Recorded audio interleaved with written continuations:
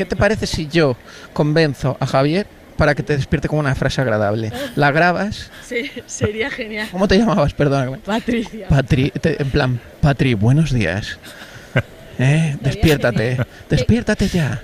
Aprovecha el día.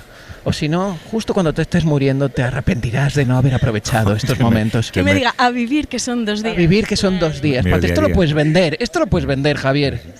Vale. Quiero una comisión. A ver, ¿lo tienes? Mi móvil para grabar. No, ya está nerviosísima con la propuesta, Javier.